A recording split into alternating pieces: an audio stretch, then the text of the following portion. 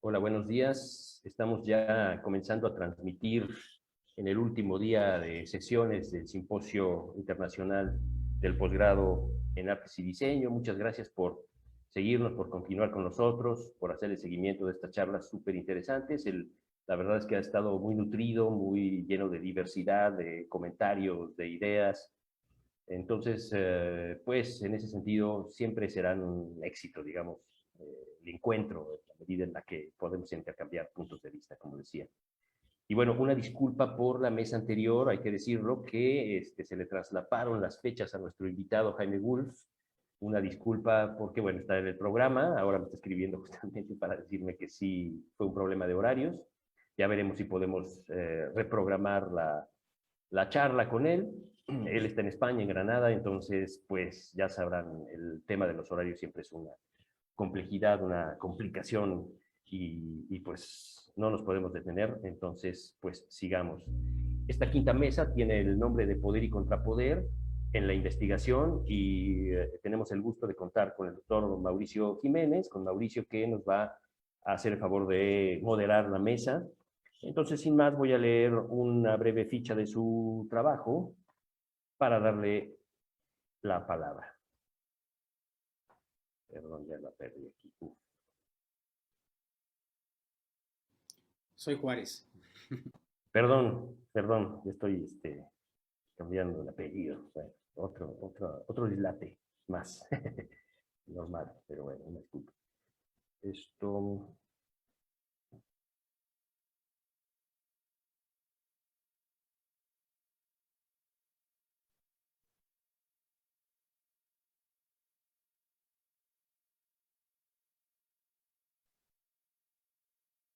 perdón, ya la tenía por aquí y se me fue totalmente.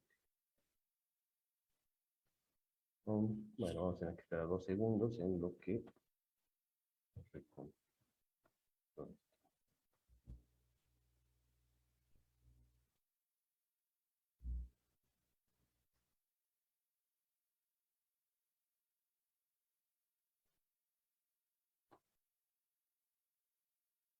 Listo, ya lo tengo por acá. Una disculpa por la breve espera. Mauricio de Jesús Juárez Servín es doctor en Artes y Diseño por la Facultad de Artes y Diseño FAD de la UNAM, maestro en Artes Visuales por la Escuela Nacional de Artes Plásticas de la UNAM, ENAP. Cursó estudios de especialidad en docencia, en artes visuales, producción, gestión y restauración de la Universidad Politécnica de Valencia. Cuenta con un máster en dirección educativa por el Consejo Iberoamericano, es licenciado en diseño gráfico por la Escuela Nacional de Artes Plásticas y fue alumno de licenciatura de Historia en la Facultad de Filosofía y Letras de la UNAM. Ha sido secretario general, jefe de la División de Estudios Profesionales y coordinador técnico en la FAD. Es consejero universitario por la FAD y consejero técnico por el posgrado en Artes y Diseño. Ha sido jefe del área de investigación educativa y jefe del área de difusión de la Escuela Normal de Especialización Ciudad de México. Es profesor y tutor del posgrado y responsable del proyecto de investigación PAPIT, Diseño entre Todos para la Atención y Procesos de Inclusión ante la Discapacidad y la Violencia de Género. Es director de la Gaceta Normalista de la DGENAN. Y bueno, Mauricio, muchísimas gracias por tu moderación y te doy la palabra. Muchísimas gracias, César. Muy buenos días a todas y todos. Es un gusto, un placer siempre el estar presente en este tipo de eventos. Estamos en la 17ª edición de estos simposios del posgrado en Artes y Diseño, en donde se dan a conocer los avances y las investigaciones que van generando los alumnos del posgrado, que es muy importante su divulgación y por lo tanto es un evento que a todos nos congratula. Bien, en este coloquio de los otros pensamientos y epistemologías diversas en las artes y los diseños, hoy tenemos 3 participantes con temas muy interesantes. Está Rodrigo Adrián Galindo Frías, Anabel Estrada Zarazúa y Carlos Mauricio López Velasco. Vamos a respetar el orden en el cual se presentó el cartel y vamos a escuchar en un primer momento a Rodrigo Adrián Galindo Frías, que nos va a hablar de un proceso de investigación muy interesante que tiene que ver con la implementación de procesos creativos, metodologías de investigación que él viene manejando en su disciplina artística. Entonces, pues vamos a cederte la palabra, Rodrigo. Te ponemos muchísima atención. Enhorabuena. Adelante. Muchas gracias, muy amable por la presentación. Buenos días a todos. Eh, Quisiera comenzar, bueno, primero comparto la pantalla. Ahí está. Quisiera comenzar por agradecer a mis tutores, ¿no? En esta investigación y también a todos los maestros que tuve en la maestría y mis compañeros, ya que fue gracias a todos sus comentarios y retroalimentación que pude llevar a cabo este proyecto. Y bueno, mi ponencia se titula Una investigación artística colonial acerca de la decolonialidad. Entonces, comienzo. En este simposio sobre otros pensamientos y otras formas de producir conocimiento, quiero presentar mi proceso de investigación artística, el cual consistió en recorrer la mayor cantidad de talleres distintos que ofrece el posgrado de Artes y Diseño a sus investigadores.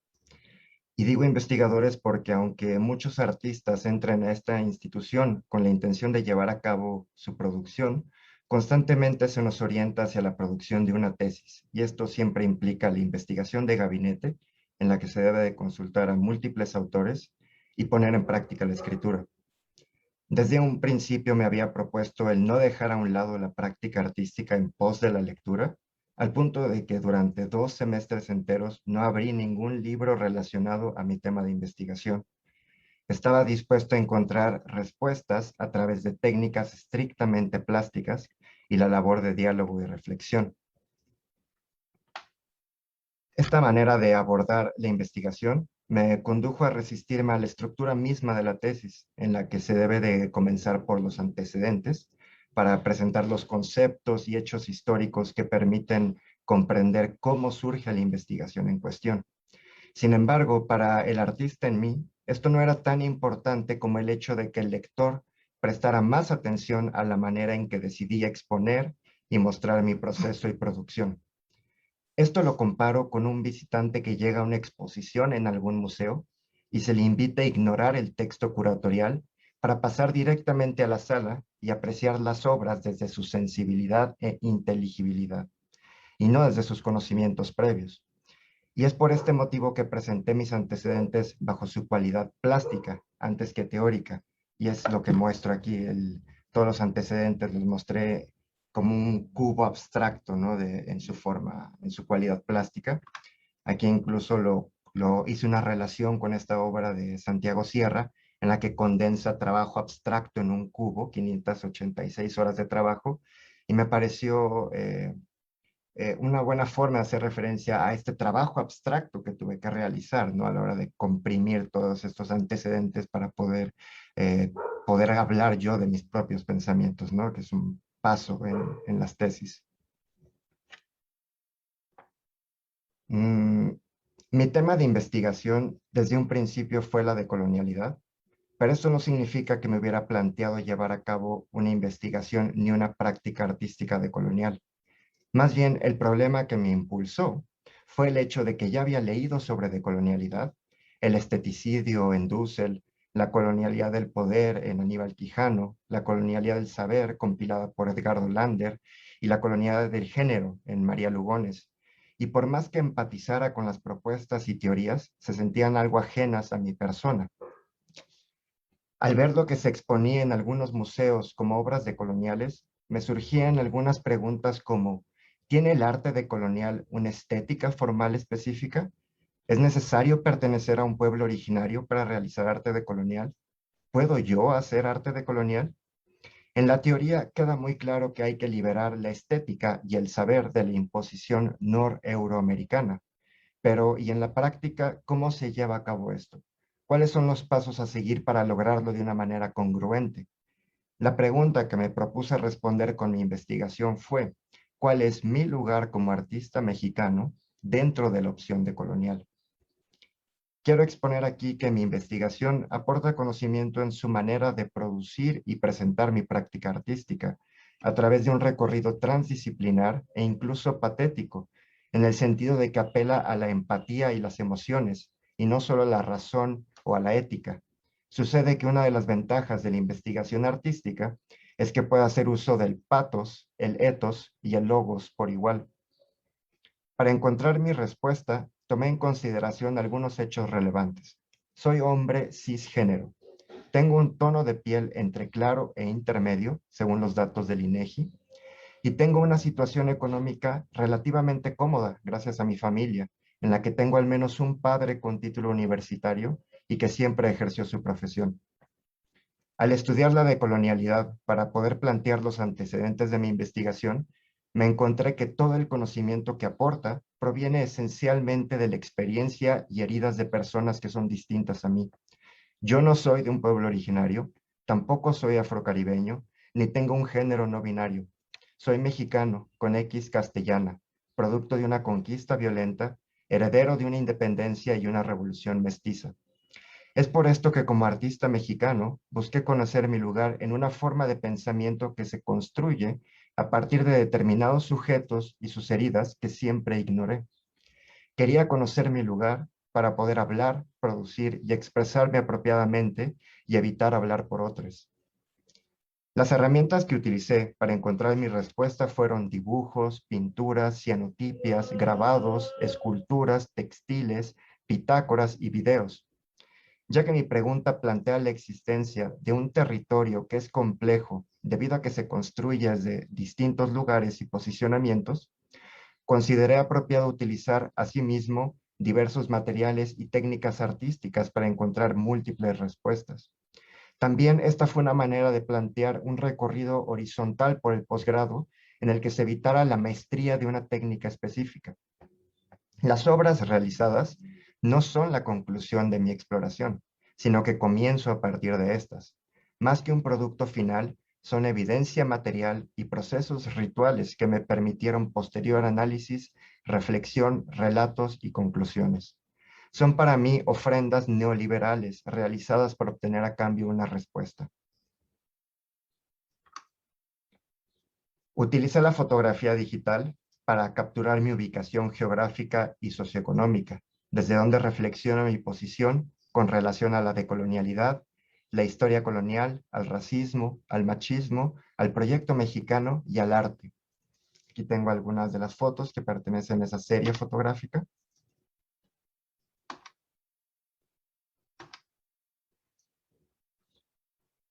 Y continúo. En el taller de cianotipia, llevé a cabo un estudio de caso bajo un enfoque exploratorio y correlacional. Este se llevó a cabo en torno a la técnica misma de la cianotipia, sus materiales, su origen y su relación con la conquista de Tenochtitlan. Villaseñor Ulloa hace mención a la manera en que Hernán Cortés se maravilló de los colores utilizados por los mexicas. Revisé también notas biográficas de distintos químicos preocupados por este color y su reacción a la luz. Para saber sobre su invención fortuita y accidental, para saber sobre su invención fortuita y accidental. Y también revisé los trabajos de artistas como Yishai Hussitman y Anna Arscott van Voorhis, que han empleado este color cian como tema principal en sus obras. En la calaverita literaria que presento aquí, se narra en prosa la historia de la cianotipia, su relación con la conquista por parte de los españoles y sus usos posteriores en el arte, la guerra y la industria. Leo aquí lo que viene en esta calaverita y dice: de la roja cochinilla surgió el color cian que conocemos. La primera se hace papilla y se mezcla con químicos que tenemos. A esa cochinilla que da color, posada la vieron sobre vegetación. La llevaron consigo a la embarcación para comerciar en Europa su valor. No se robaron una o pocas, transportaron miles a su territorio, situaron granjas en tierras españolas con nuestras ganancias en sus escritorios. De la invasión y la conquista sacaron mucha materia prima. Su industria creció a la vista, pues la explotación siempre los anima. Por allá en 1700 se descubrió el azul de Prusia, resultado de desaciertos, pero usado siempre con astucia. Se buscaba entonces producir un rojo, mas el nuevo color fue del óleo maravilla. Aunque mucho tiempo se ocultó al ojo la consecuencia mortal de esta pesadilla. En el proceso de elaboración, turbios usos fueron descubiertos. En los campos de concentración, judíos con gases terminaron muertos. Se dio en nuestro país curiosa coincidencia. Despuésito de los nazis se creó Cedrosa. Tómese nomás para hacer conciencia de toda la gente que ahí salió ventajosa. Componente del cian es el ferricianuro. Muchas calaveritas ha dejado a su paso. Contamina los ríos y el suelo duro. Asesino artificial que te da un madrazo. Bueno, continúo.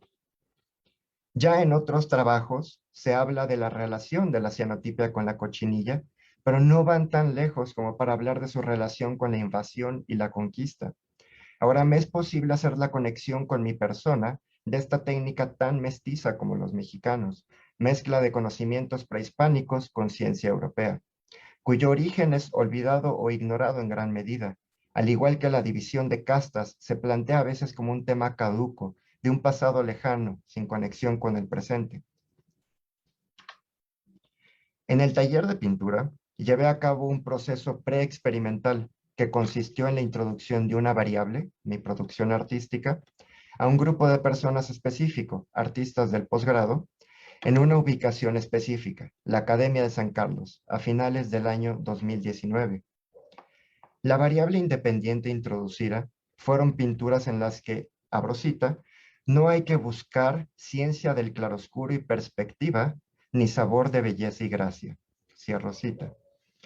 La hipótesis inicial fue, al presentar obras de arte dentro de un taller de la maestría que no tengan un corte estético académico occidental, sino que estén asociadas con una estética considerada, entre comillas, primitiva, podré obtener una evaluación y reacción estética de parte de mis compañeros. Esta reacción provocada se registró y analizó con el fin de buscar una relación entre los comentarios obtenidos en la ideología de José Bernardo Couto y sus compañeros intelectuales, con los que recorrió los pasillos de la Academia de San Carlos hace más de un siglo. Tengo aquí presentadas las obras que puse incluso sobre una mesa, no quise evitar el formato de la pared, y aquí son algunos acercamientos donde analicé en la imagen, ¿no? Algunos componentes de lo que era lo mexicano en la pintura, ¿no? Tratando de evitar parecerme en la medida de lo posible a Tamayo o Rivera. Aquí tengo algunas otras imágenes, que son las que se encuentran en la mesa. Y también quiero presentar, bueno, esta obra es una versión de Las Meninas. Quiero dejar claro que no se trata de una traducción, no pretendo traducir Las Meninas a un lenguaje simbólico que no comprendo, ¿no? Yo no sé lo que significan las imágenes, los símbolos que utilizaban, pero lo que sí quise hacer fue realizar un cambio de estilo, por así decirlo, a partir de la observación visual, ¿no? Un análisis de las formas que realmente nunca se me enseñaron en la escuela, ¿no? Siempre se nos enseñaba a pintar como la pintura europea. Y bueno, realmente Las Meninas fue una de las grandes pinturas españolas consideradas verdadera pintura, ¿no? En oposición a estas otras pinturas que podíamos encontrar, ¿no? En tierras prehispánicas de los pueblos originarios. Entonces, lo que hice fue más bien combinar composiciones. Y presento aquí los comentarios que me dieron mis compañeros, que considero que tienen un gran valor antropológico y como registro, ¿no? Para mi investigación. Entonces, para no brindar ninguna información innecesaria, sustituí los nombres por las siglas A, B y C. Y lo leo a continuación. Algunas cosas se ven escolares. Yo tengo un conflicto con que no uses materiales del arte. Podrías obtener un resultado que parezca más una obra, pero se ve que intencionalmente no es el recorte estético que busca. Hay un punto donde creo que parece tarea escolar. Es una crítica a cómo se debe realizar una obra. Me cuesta trabajo tratar de entender el proyecto y tu trabajo. Tu obra me causa un problema, pero no lo sé ubicar. Es todo y es nada. No sé a dónde vas. No logro entender nada. Sí, me enoja cómo se están utilizando las cosas y cómo las presentas. Yo escribiría del cómo no te importa cómo están hechas. Me cuesta mucho entender. No quieres que nos encante. Sí, voy a hacer obra para chingar. Si lo veo en una exposición, solo digo, ¿qué es esto? Y me sigo. No me importa. Se me hace muy sencillo y me molesta. Esto yo lo hice en Sedart. Es una crítica a la pintura. Le está quitando la estética. A se dirige a B y C. Ustedes buscan una pieza. Buscan algo que puedan desarrollar. Se te veía chambeando, pero al final solo entregaste una obra. Quiero ver algo preciosista. Yo también he visto basura, pero que me encanta. Esta no. Pero luego la basura está colocada en un lugar para que encante. Yo digo que hago una bitácora. Pienso que tienes una bitácora en cada uno de ellos. Tu trabajo ilustra tus intenciones. No buscas una estética, tan solo volcar una idea en el plano. No se te puede juzgar en el plano visual. Tienes una respuesta visual. ¿Qué está haciendo Rodrigo? Estamos en una maestría, no en Jilotepec. Lo más importante es el objeto, ¿no? Y en referencia a este último comentario, ¿no? Donde menciona que estamos en una maestría y no en el Estado de México, no en Jilotepec, se me hace interesante que la distancia que marca no es realmente una distancia que se trate de kilómetros, no es una distancia simbólica entre lo que se encuentra en el centro y la periferia, entre lo que le pertenece a la academia y lo que no, e incluso una distancia de arriba y abajo, lo que me pareció un comentario muy interesante para encontrar también mi respuesta de investigación. Y bueno, continúo. El resultado que obtuve me permitió hacer una conexión temporal entre las opiniones estéticas de algunos de mis compañeros y las opiniones estéticas de un grupo de académicos e intelectuales de la misma academia hace aproximadamente 150 años atrás. El resultado que obtuve de los comentarios que algunos de mis compañeros hicieron del conjunto de mis obras me permitió observar la manera en que las opiniones meramente estéticas pueden ocultar índices de colonización. Las obras que presento a continuación fueron utilizadas para crear un registro visual del entorno social y cultural en el que se llevó a cabo la investigación. Su función útil fue la de aportar información sobre el observador, tanto como sobre el observado.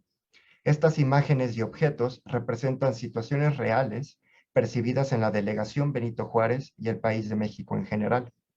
Estos registros me acercaron a comprender mi posicionamiento e identidad como hombre frente al problema del machismo. Al ser testigo, fui partícipe. Lo que pude observar es más que solo los sucesos que registré, es la manera en la que se me permitió observar, el darme cuenta en la imagen que los demás hombres a mi alrededor no me acosan ni me prestan atención. Y es por esto que pude registrar en el grabado cómo todos ellos seguían con la mirada a una mujer que caminaba por la avenida Municipio Libre, por mencionar uno de varios casos. Es en este hecho, entre otros, que puedo ver mi privilegio. En esta imagen, esta era la figura de la mujer que vi caminando y bueno, todas las demás figuras, realmente todos estos rostros que vi incluso en el carro, me pude dar cuenta, ¿no? De cómo la seguían con la mirada.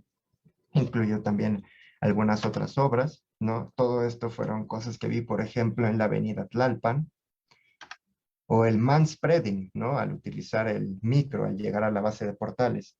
Y bueno, todas estas obras realmente brindan un contexto, ¿no? Son un registro antropológico hecho imagen, algo así como lo que nos presentó Goya cuando registró los desastres de la guerra. Y me permito también, estos fueron realizados en unicel, ¿no? Son piezas, la mayoría son todas obras que pude encontrar en la papelería o cosas recicladas, pero también incluí una escultura, ¿no? Donde registré el sentir, ¿no? Toda la violencia que veíamos a diario y que se sigue viendo, ¿no? Pero bueno, es una forma de expresar, ya no se puede tomar una fotografía de la violencia de todo el país, ¿no? Ni siquiera el mejor satélite podría hacerlo, pero sí un artista puede transmitir esta emoción, ¿no? Y también uno de esos registros lo pasé a un video que les quiero mostrar, no dura ni un minuto. Esto fue también algo que registré mientras utilizaba el Metrobús.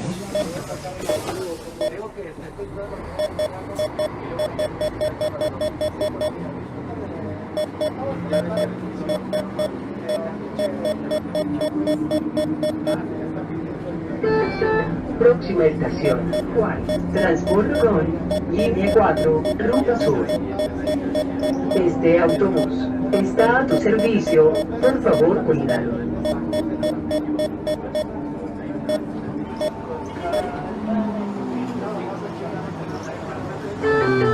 Llegando a Juárez. Transbordo con línea 4, ruta sur. Bueno, continúo con la presentación. También incluyo aquí un video, bueno, este es el registro del video.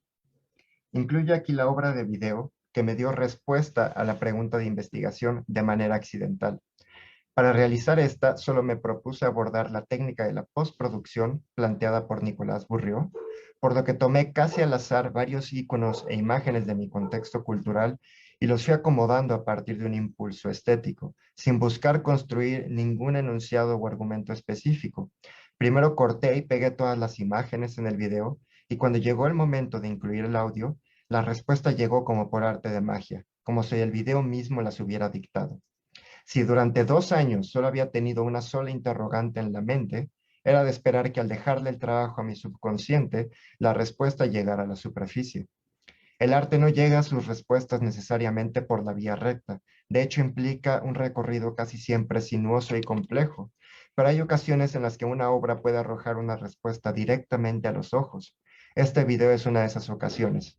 En las palabras que se repetían una y otra vez, soy un artista colonial mestizo, encontré la solución que había estado buscando.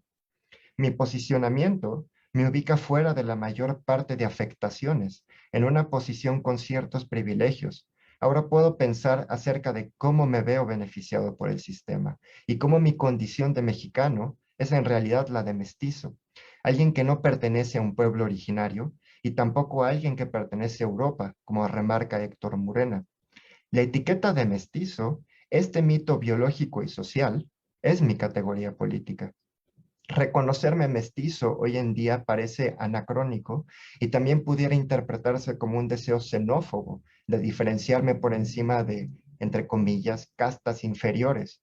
Pero yo considero que es importante tener presente y enunciar que el sistema racial que se estableció desde hace 500 años no ha desaparecido y permea aún en el arte, la academia y en la misma decolonialidad. A mi parecer, denominarme solo como artista mexicano es un acto más riesgoso, inestable e impreciso, ya que apela a un proyecto de pretendida y forzada unidad nacional. Mi respuesta de investigación abre una posibilidad discursiva y argumentativa desde una posición identitaria que trae a colación los imperecederos problemas de una sumisión política y de una clase medio burguesa de artistas que apenas comienza a ver sus privilegios 500 años tarde.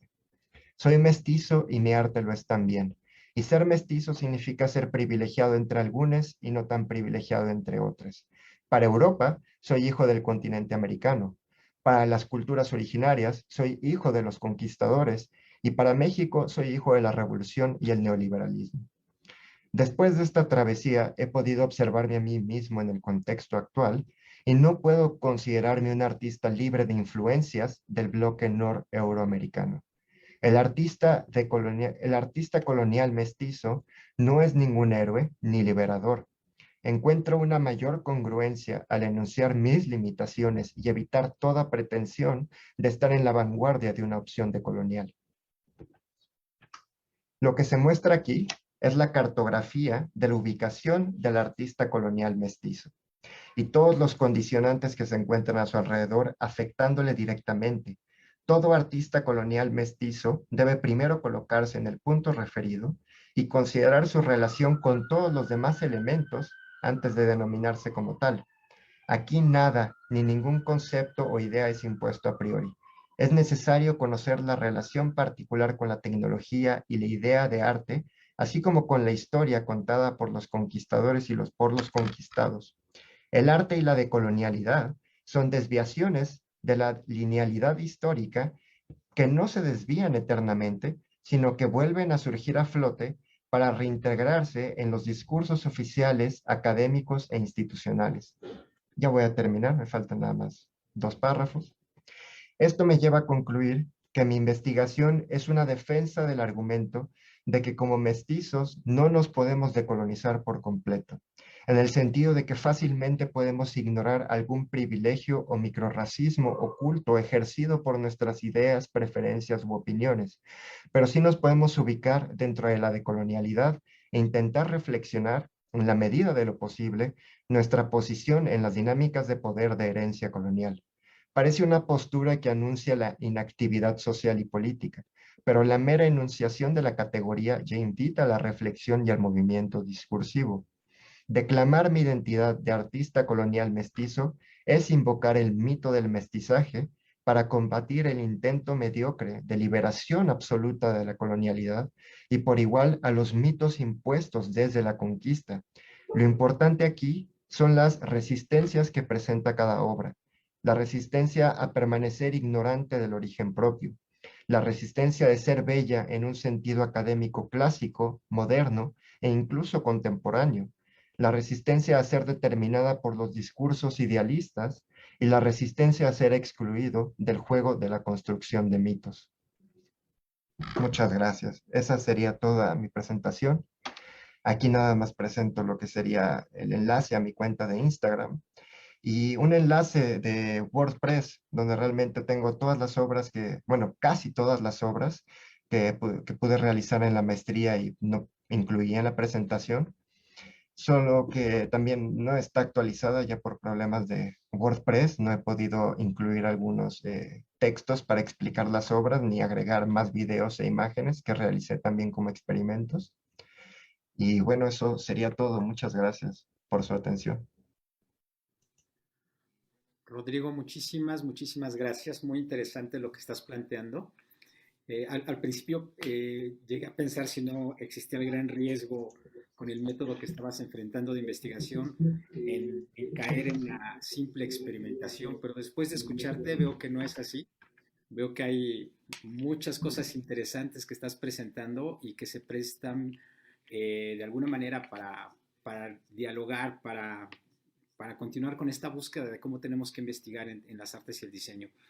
Vamos a ver si no hay algún comentario, alguna pregunta en el chat. Sí hay, ahora la pongo. Ok.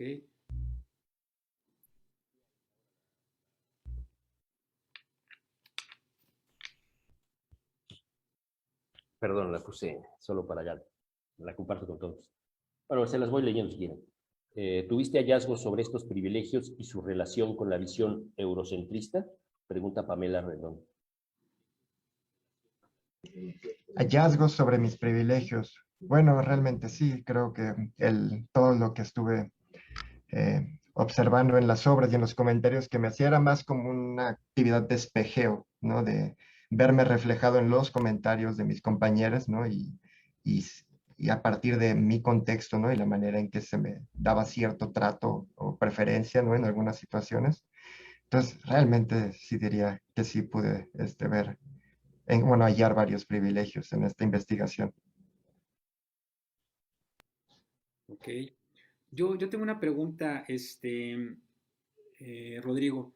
El ir descubriendo estas reacciones, estas formas de entender los contextos que te obligan de alguna manera a, a estudiar, a trabajar sobre temáticas complejas como podría ser la cuestión étnica, la antropología, conceptos que has definido de manera desglosada como lo patético, ¿no te obliga de alguna manera a estudios más profundos de mestizaje?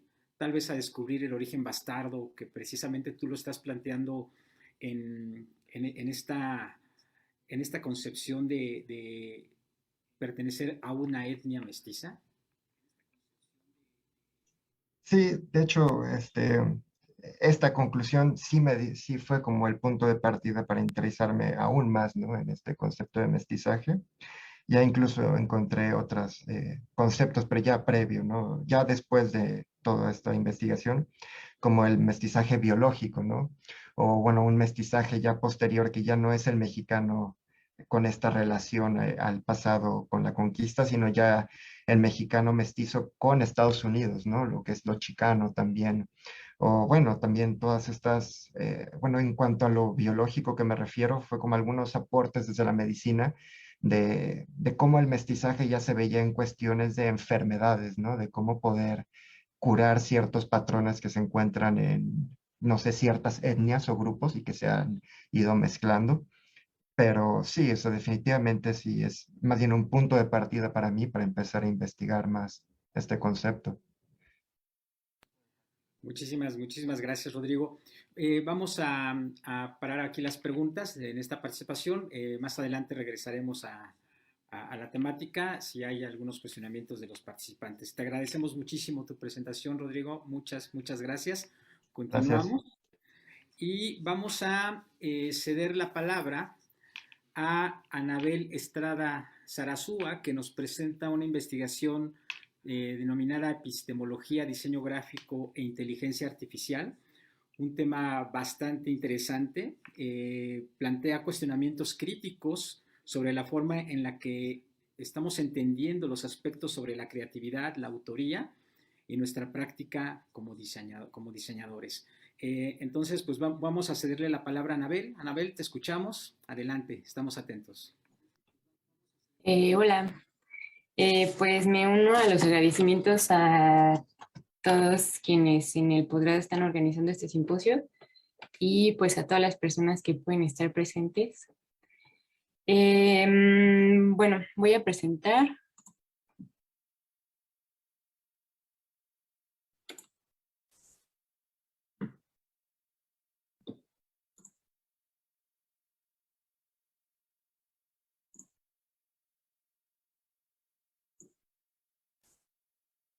Bueno, entonces, pues esta es mi presentación.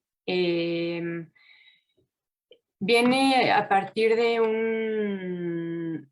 un suceso que pude observar a partir de 2020.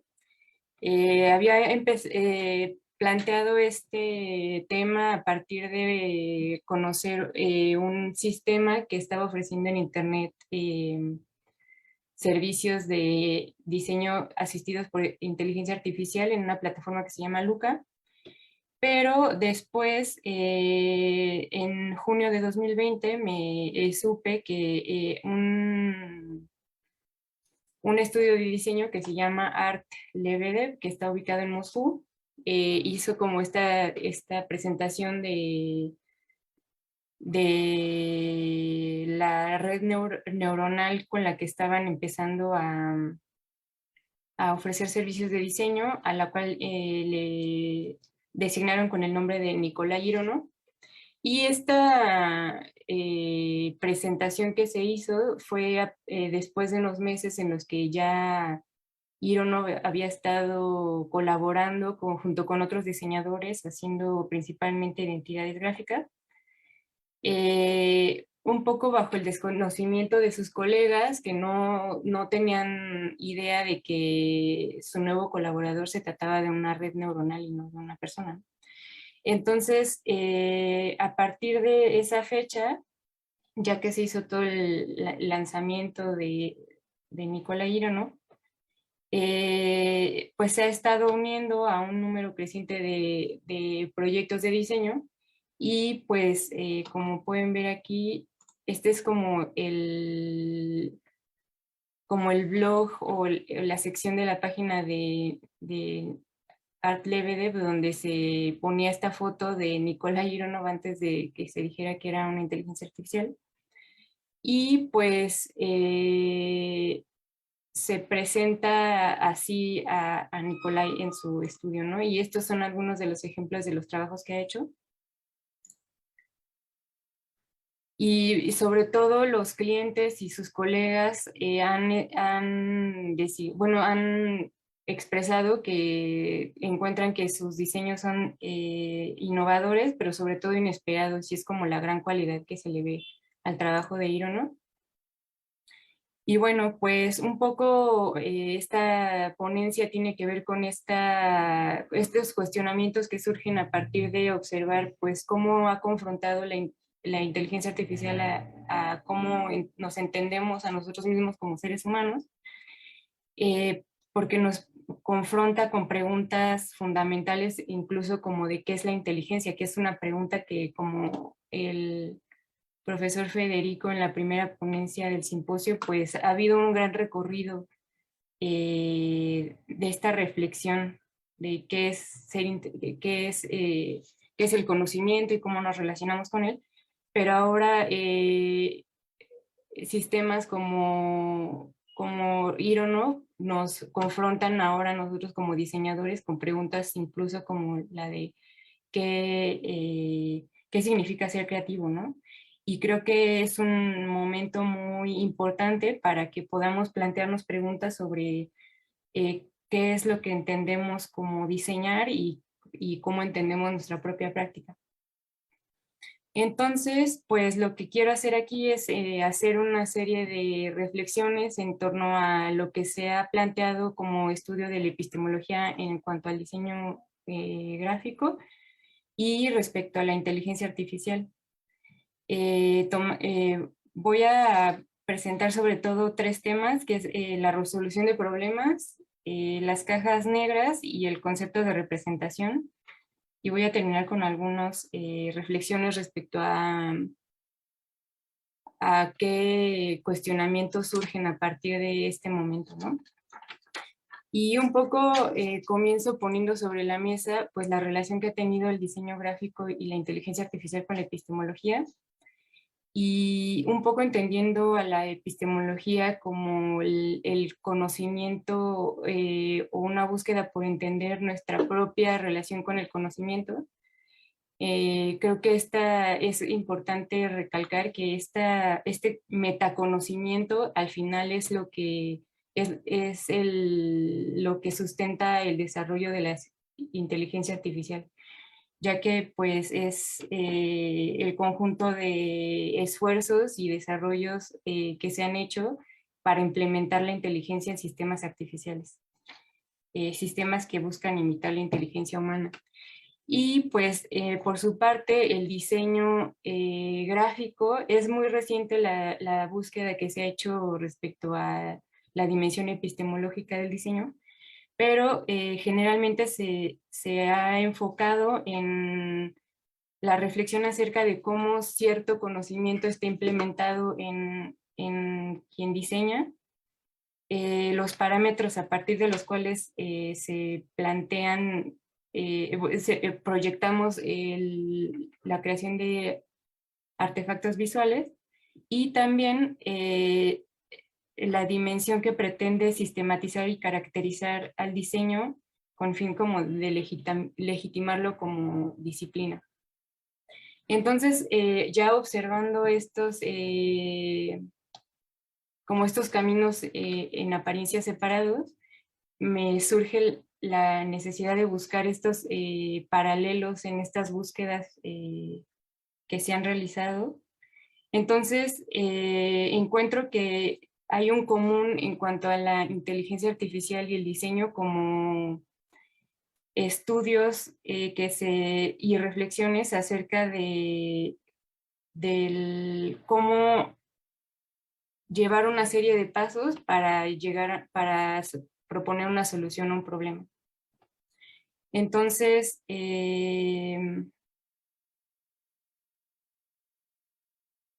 ambas se articulan como esta serie de planeación y ejecución de procedimientos que tienen como fin la transformación de una determinada circunstancia hacia una más deseable, que al final es como el fundamento de lo que se entiende como artificial. Entonces, ambas tienen esa búsqueda, y en esa búsqueda ha habido un interés por exteriorizar los procesos a través de los cuales se quiere llegar a una solución. Entonces, considero que este es uno de los aspectos que podemos encontrar como comunes entre las dos, y sobre todo en esta idea de cómo por ejemplo, en el caso del diseño, podemos encontrar la búsqueda por desarrollar los métodos de diseño, plantear qué pasos pueden ayudarnos a llegar a una producción gráfica en este caso, Y esto me resuena con la idea de qué significa un algoritmo. Como nos comenta Hofstadter, un algoritmo constituye un conjunto de especificaciones e instrucciones a partir de las cuales pueden llevarse a cabo las operaciones necesarias para dirigir la realización de una tarea. Entonces, podemos ver que al final esta necesidad de exteriorizar a través de un método los pasos de diseño tiene una búsqueda muy similar al desarrollo de algoritmos. Y un poco ambos tienen como objetivo, pues, tanto dar estructura a los procedimientos que hacemos y también la eficiencia, esta búsqueda de no saltar a pasos que no se necesiten y pues no caer como en repeticiones y como hacer menos pasos para llegar a un fin, ¿no?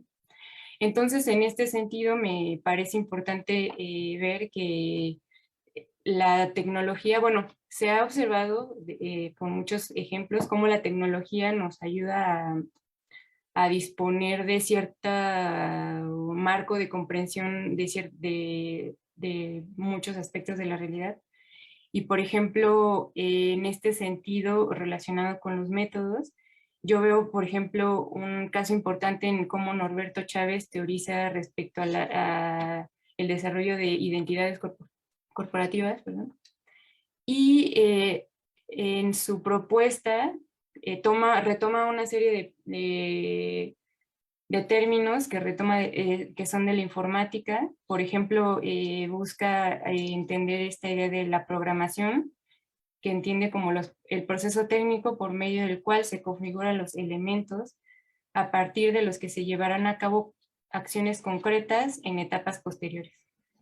Y aparte de eso, en esta búsqueda por exteriorizar los procesos de diseño, habla del input informativo para referirse a las primeras etapas de las fases de investigación en el diseño, ¿no? Entonces, viendo como esta búsqueda compartida en la que ha surgido como relevante la reflexión acerca de las estructuras simbólicas que sostienen los procesos de construcción del conocimiento, encuentro otra problemática común en el tema de la representación.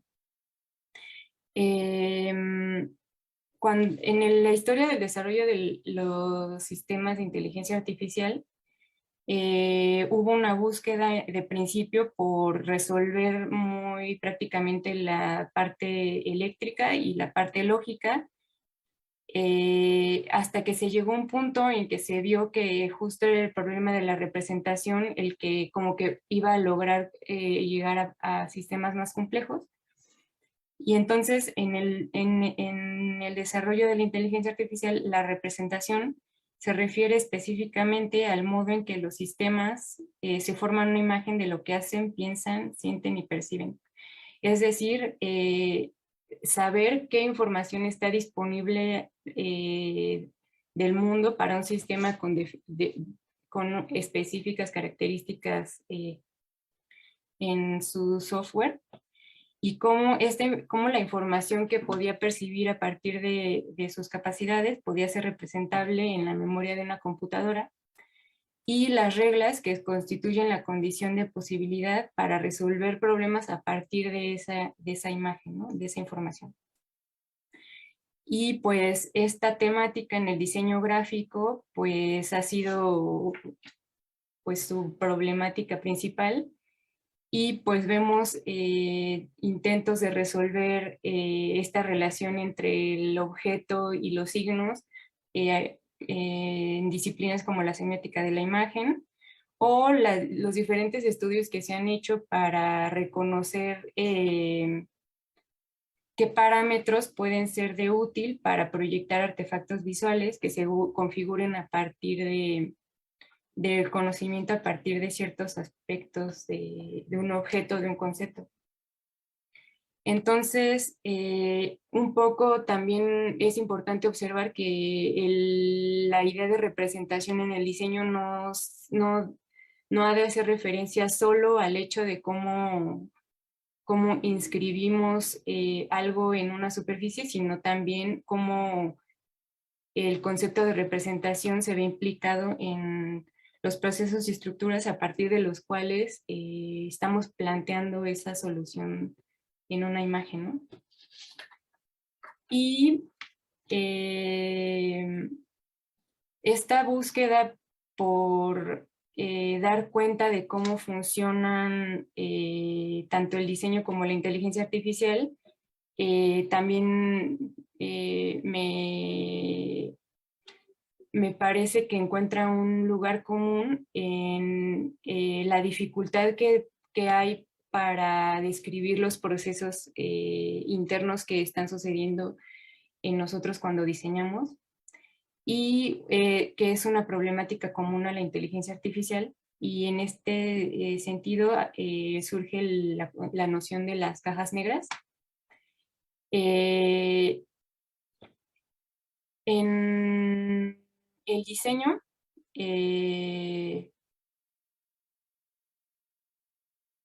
bueno, un poco regresándome ahorita a lo de la inteligencia artificial, el concepto de caja negra se ha utilizado para describir estos procesos que están aquí en esta imagen dentro de esta línea punteada. Hay una capa de entrada que es la capa que recibe los inputs de información. Estas capas intermedias, que son las neuronas que procesan esa información, y la capa de salida. Y estas capas intermedias se han designado como capas ocultas o de caja negra, porque no se ha podido dar cuenta en realidad muy claramente de cómo funcionan. Incluso Roman Kosovichev, que fue un programador y es diseñador en Art Lebedev, el estudio donde está funcionando Irono, comenta que él formó el equipo que entrenó a Irono, y que pues al principio se introdujeron una serie de parámetros y directrices que iban a servir como base a partir de las cuales operaría esta red neuronal. Sin embargo, en algún punto en el desarrollo de su funcionamiento autónomo, Kosovichev menciona que se pudieron observar que hubo un salto, así lo menciona tal cual, hubo un salto, en el que dejaron de poder explicar cómo es que Irono estaba planteando las soluciones de diseño. Y también podemos ver esto en el diseño, específicamente en el caso del diseñador y teórico Christopher Jones, quien ha implementado este concepto de caja negra para designar aquellos procesos no verbalizables en el diseño y que usualmente están relacionados con la creatividad y la intuición. Entonces, aquí me pareció interesante ver, por ejemplo, esta propuesta del proceso de diseño que propone Costa, donde vemos como estos pasos, que es como la información o documentación, la incubación, y aquí en medio podemos ver y él lo esquematiza así tal cual como una flecha de algo que cae desde arriba, que llama idea creativa. Entonces, esta parte de idea creativa es a la que John se refiere como cajas negras. Y al final, este concepto busca explicar todos esos procesos de los cuales no podemos dar mayor explicación. Entonces, esta serie de reflexiones a mí me llama la atención respecto a la problemática de nuestra capacidad como seres humanos de dar explicación a las acciones que llevamos a cabo y de nuestras ideas. Y me parece relevante esta búsqueda común que tenemos como diseñadores y quienes desarrollan la inteligencia artificial por quitarle opacidad a esos procesos y poder entender cómo podemos implementar el conocimiento para resolver un problema y situaciones muy específicas.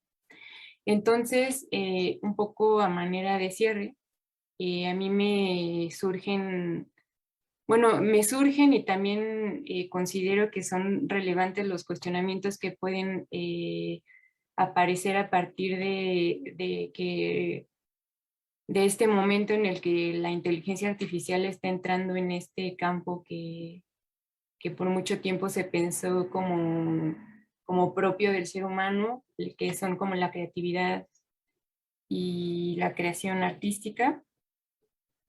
Y hay casos que me parecen importantes en este sentido, como el de Francisco Irigoyen, que escribe sobre epistemología del diseño, y él tiene como un interés por la idea de la matematización del diseño, una idea a partir de la cual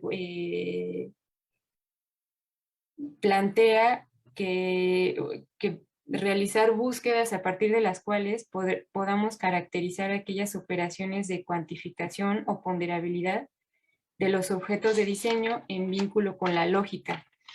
Un poco me llama la atención, por ejemplo, el comentario que hizo Rodrigo apenas en algún momento en su ponencia, en el que habla sobre las variables, ¿no? De la introducción de variables y ese tipo de aspectos que si bien sí hay un rasgo todavía que no sé si vamos a poder lograr develar en cuanto a los procesos que ya se están llevando a cabo cuando diseñamos, sí este tipo de acercamientos que tienen que ver con los conceptos como la computación o la programabilidad, nos van a ayudar a comprender qué hay detrás del funcionamiento no solo de sistemas como lo es Nikolai Ironov, sino en nuestra práctica también. Además, considero que la entrada a este campo de la inteligencia artificial nos puede ayudar a observar que tanto la presencia de la inteligencia artificial en la vida de los seres humanos como la presencia misma de los artefactos visuales que diseñamos tienen una serie de efectos que surgen a partir de cómo estos sistemas y los objetos que diseñamos espacializan y movilizan una determinada visión del mundo. En el caso específico de la inteligencia artificial ha surgido como relevante el estudio del sesgo, de cómo la información que está modelando la inteligencia artificial está pues restringida y condicionada a quienes la plantearon y ahora sí que como esta curaduría que se hace de los datos y cómo esto está teniendo repercusiones en los sistemas de inteligencia artificial, que por ejemplo hay un caso muy interesante de una artista que estaba intentando hacer una animación a partir del reconocimiento facial. Ella es afroamericana o afrodescendiente y descubrió que la inteligencia artificial que estaba tratando de usar no la reconocía porque estaba programado el sistema a partir de un montón de datos de caras de personas blancas, ¿no? Entonces, esta idea del sesgo también nos dirige la atención a cómo el diseño mismo también, y sobre todo pensando en el diseño gráfico, cómo estamos planteando una serie de imágenes que están condicionando la cultura en sí misma también. Por ejemplo, en este sentido me parece importante cómo Flusser habla de las imágenes como modelos de acción que pueden fungir como parámetros de valorización para el conocimiento y la acción de la sociedad.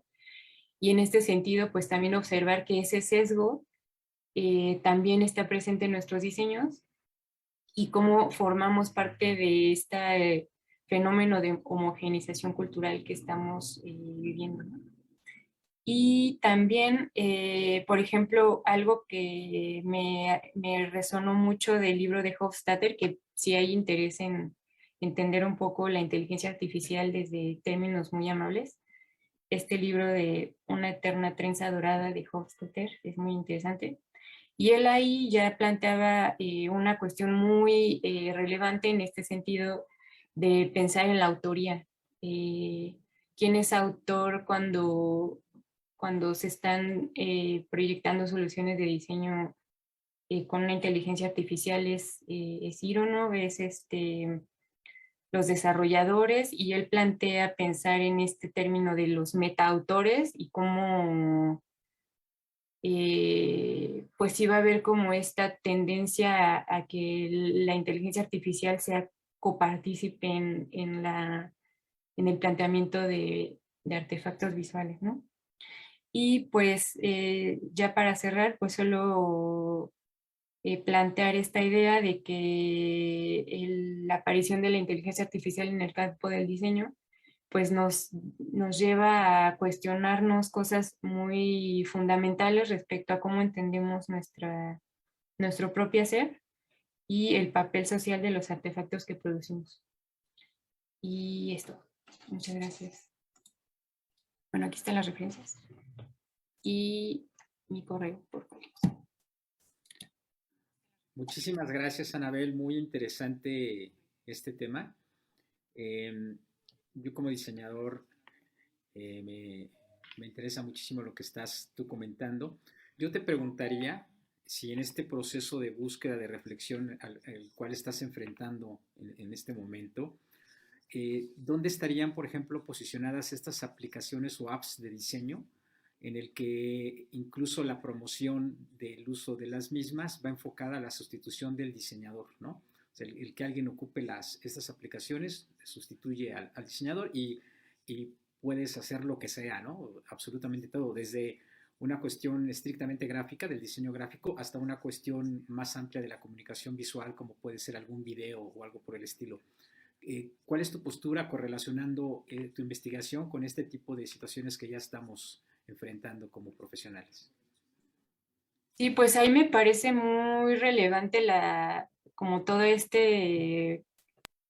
esta discusión del posthumanismo y por ejemplo, el análisis discursivo que ha buscado como de centrar,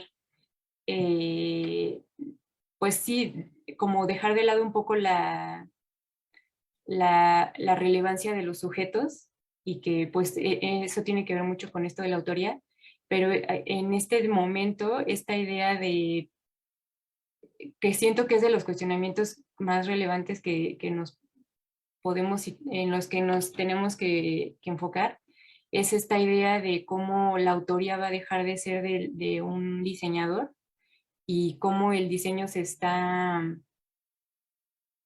democratizando en parte también en esta posibilidad que hay de que todos y todas como que tomemos las riendas de cómo queremos mostrar una imagen, ¿no? En este momento en que hay tanta necesidad como de que cada quien lance una marca.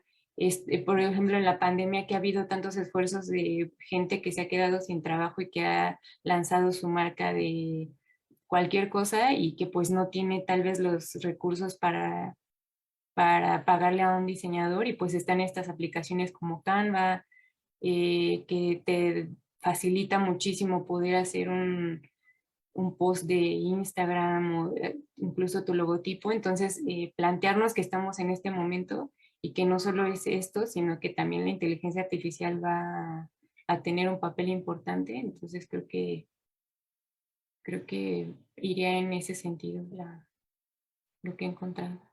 Y de acuerdo a tus investigaciones, por ejemplo, ya contextualizando en este asunto que estás tocando ahorita, no es lo único que está sucediendo, ¿no? Estrictamente hablando de la profesión, hablar por ejemplo, del metaverso, de los espacios inmersivos virtuales, en los que se sustituye incluso la vida, ¿no? Con juegos que iniciaron hace 10 años con el Second Life y que ahora tienen una evolución tremenda en la que las personas a partir de ciertos avatares, de representaciones virtuales, adquieren un sentido de vida. Estaríamos anunciando tal vez la posible muerte del concepto de diseñador, sustituido por el diseño artificial, ¿O cómo lo ves tú? Pues no sé, siento que es un poco la discusión que pudo haber, bueno, los sentimientos que pudieron haber tenido las personas cuando empezó todo esto de la automatización en las fábricas, como de vamos a perder nuestros trabajos. Creo que sí, sí es una discusión que incluso sí he escuchado varios podcasts sobre qué tanto temer a esto. Hay gente que dice que no, por ejemplo, los mismos desarrolladores de Ironov plantean que no, que ahora todos podemos ser directores creativos porque ya no vamos a dedicarnos a hacer cosas menores como plantear algún un iconito en una página web si lo puede producir automáticamente Ironov. Pero pues también la cosa es que es muy real que no todo mundo podemos recibir un salario de director creativo y que una empresa pues se va a ahorrar lo que se puede ahorrar y que ya se lo ahorra ahora haciendo que un diseñador haga el trabajo de tres. Entonces sí, no sé si vamos a perder nuestro trabajo, pero sí vamos a tener que plantearnos que van a cambiar cosas y progresivamente y que pues nos vamos a tener que ajustar una tal vez sí entendiendo cómo funciona, haciéndonos de herramientas, incluso de algunas herramientas de inteligencia artificial que ya están a disposición ahora para producir imágenes, pero pues sí, sí está esa cuestión. Ok. No sé si tengamos comentarios. César, no sé si me ayudes con algún comentario. Hay alguien que escribió en el chat ahora aquí interno. Ok. Sí, ahí estoy poniendo en el chat. Y Perfecto. también había uno para Sí, este gal hace ratito. Pero bueno, sí, si quieres los retomamos al final. al final retomamos el Sí, de adelante. Rodrigo y bueno, tomamos el de... Hay un comentario que es de parte de Falco sobre lo anotado por Lorena y como posible aporte agregaría que algo interesante del pensamiento de Silvia Rivera es que ha cuestionado el concepto de mestizaje o hibridación uniforme y conciliador a las diferencias, luchas y resistencias socioculturales. Esto puede tomarse también como respuesta a Canclini y sus culturas híbridas. Silvia lo hace desde su propuesta de los Chixi. Este concepto aparece en respuesta a las limitaciones y contradicciones de definiciones como mestizaje o multiculturalidad. La noción de Chixi refleja la idea aymara de algo que es y no es al mismo tiempo. Plantea la coexistencia de múltiples diferencias, de múltiples diferencias culturales que no se funden, sino que antagonizan o se complementan. Bueno, es un comentario que aporta.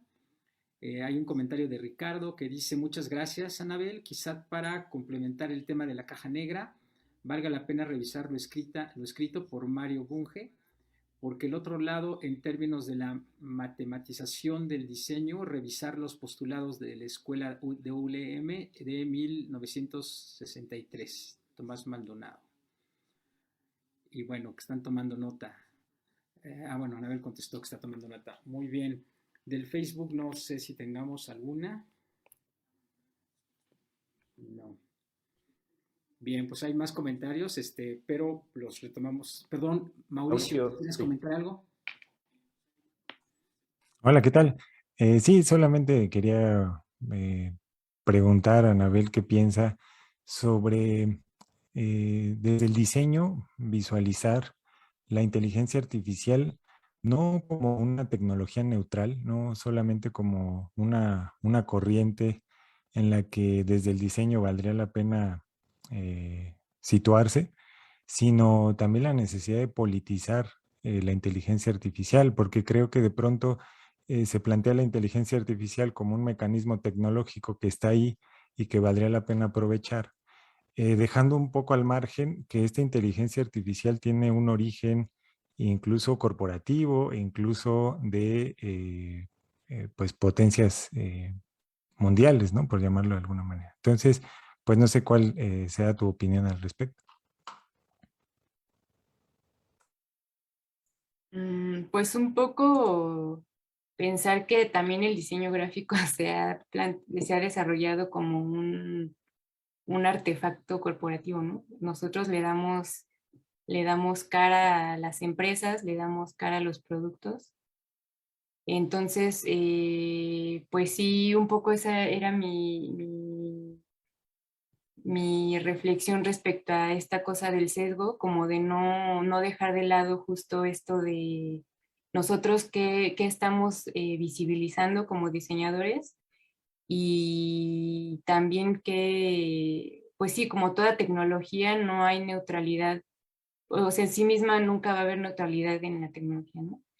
Pero pues también pensar en que el diseño mismo también es una tecnología, entonces solo pues mantener el ojo crítico a estos aspectos, eh, y al papel que tenemos en ese mecanismo, ¿no? Creo que sí se va a sumar la inteligencia artificial, pero es como una reflexión propia qué papel tenemos.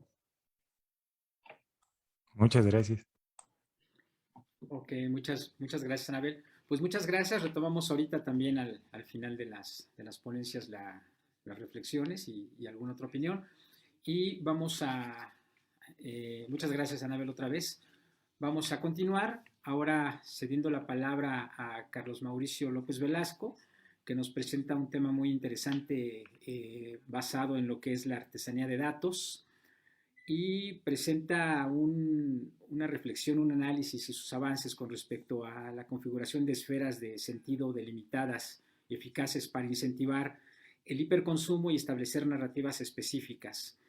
A su vez, también un análisis reflexivo sobre la crítica a la construcción de discursos disfrazados de objetividad a través del régimen escópico de la información. Interesante el concepto de artesanía de datos, y te cedemos la palabra, Mauricio. Adelante, bienvenido.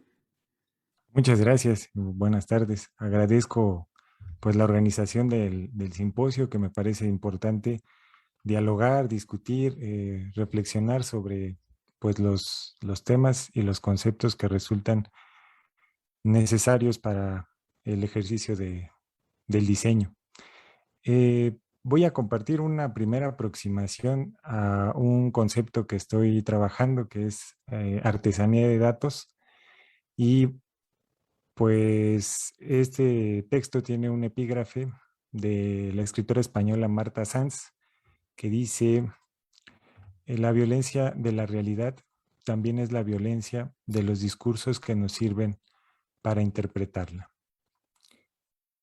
Bueno, comienzo el texto. La etimología del concepto informar plantea la acción de dar forma. Se propone una manera de hacer comprender algo a alguien. Provocar la aproximación a una esfera de interpretación antes desconocida. Diluir una zona de penumbra cognitiva con elementos comunicados por alguien más. El gran objetivo de la información es permitir abrir puertas que nos amplifiquen la percepción del mundo. Intentar ubicar la complejidad en la que se engulle la realidad. Sin embargo, la posibilidad de capturar, almacenar datos, procesarlos y comunicar información históricamente ha sido el privilegio de minorías dominantes. Se propone desde esa integración y comunicación de datos una interpretación en torno a fenómenos que provocan en la sociedad la instauración de ideologías, formas para mirar y pensar el mundo. De manera inevitable, este cúmulo de información empaquetada y comunicada por una élite dominante contiene sesgos e intereses que son asumidos como elementos que configuran la mirada de la sociedad dominada. La historia se ha construido como una superposición de placas tectónicas, cada una representando una manera de comprender el mundo, de narrarlo. Dichas capas se mueven, a veces de manera sigilosa, otras estridente, hasta provocar una violenta erupción volcánica. Un trepidante choque de cosmogonías en el que una aplasta a la otra. Entonces se erige un poder colonizador que busca exterminar los relatos que no reconoce como mecanismos legítimos para construir una supuesta verdad. Se instaura así una narrativa dominante que se articula a través de diversas estrategias. un sistema completo de significados acerca de cómo es y cómo se debe estar en el mundo. Los imperios, las monarquías, las dictaduras, las democracias, todos los sistemas a través de los cuales se ejerce el poder, irradian una red de sentido que se sostiene en dos pilares conceptuales propuestos por Antonio Gramsci: la dominación y la hegemonía. Ambos términos tienen como objetivo ejercer el control sobre las poblaciones, los territorios y los recursos. La dominación se propone utilizar como instrumento principal la coerción, la amenaza permanente de activar dispositivos primero de sanción, luego de violencia en caso de que se fracturen las normas que instauran el comportamiento aceptado. Los encargados de la activación del castigo o de la modificación de las normas son los integrantes de la denominada sociedad política. La hegemonía complementa el ejercicio de instauración de las narrativas dominantes con la estructuración del sentido común, ese mecanismo legitimador que crea consensos en torno a las ideas propuestas por la aristocracia, quien impone sus maneras de ver y a las cuales la sociedad da un consentimiento aparentemente natural. En este caso particular me interesa la hegemonía cultural, aquella que desde la perspectiva de Gramsci se activa y difunde a través de la educación, la religión y los medios de comunicación. Instituciones que gestionan la mirada, que proponen primero qué ver, qué acontecimientos enmarcar como relevantes para la construcción de la propia existencia y segundo, la manera de ver estos acontecimientos. Debajo de la idea de transmitir información a través de los medios de comunicación subyace la intención de erigir una manera de percibir la construcción de un sistema como algo natural y lógico. Gramsci plantea que es a través de la economía, la política y la cultura que se mantiene el control social. Y es en la esfera de la cultura en donde se ubica la transmisión de información, la cual utiliza recursos sustanciales como la visualidad para instituir narrativas sobre el mundo. En el siglo XXI la sociedad se encuentra inmersa, como plantea Sayak Valencia, en un régimen escópico, en el que diversas tecnologías visuales se entretejen para disponer maneras de pensar, formas de imaginar. Un régimen escópico que en consonancia con el sistema neoliberal propone una supremacía racial epistémica, una visualidad sustentada en el mito de la objetividad, como lo propone Denis Nachmanovich. Una serie interminable de imágenes se difunden en medios de comunicación para resaltar aquello que debe ser visto y juzgado, una discursividad visual que proviene de siglos atrás.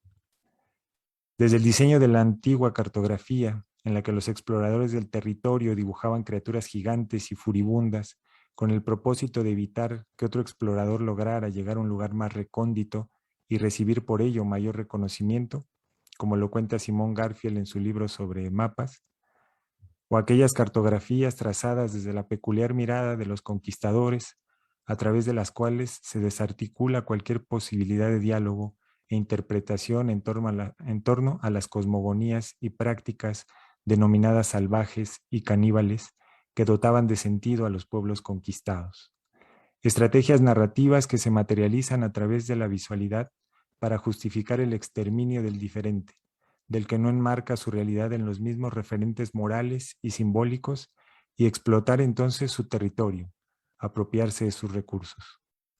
En América, los diarios surgen en el siglo XIX y con ello se consolida una especie de monopolio de la información, ya que la tarea de recopilarla y comunicarla se delega en los grupos letrados, quienes además tenían el privilegio de estar en contacto con alguna imprenta y con ello acceder a la posibilidad de difundir sus ideas, de transmitir su forma del mundo.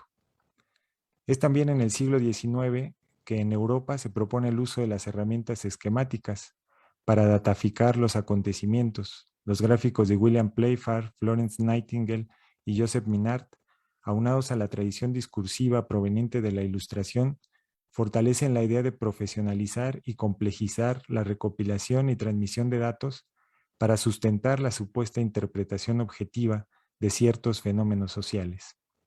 Se genera con ello un eslabón más para fortalecer la hegemonía cultural. Se erige un colonialismo de datos, como lo propone la doctora Paola Ricaurte Quijano, Un colonialismo de datos que en una primera etapa tenía como objetivo la apropiación de los territorios y los recursos naturales, pero que en el siglo XXI ha entrado en un renovado momento debido a la potencia y eficacia adquirida por la práctica de la minería de datos.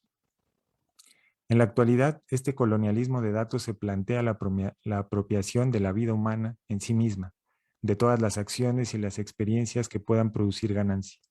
Un colonialismo de datos que es capaz de extraer los gestos, las actitudes, los sonidos de nuestra vida cotidiana para devolverlos empaquetados como un producto o una opinión que se anhela comprar porque se adecúa de manera precisa a los rasgos que constituyen nuestra identidad y nos impide dialogar, poner en duda.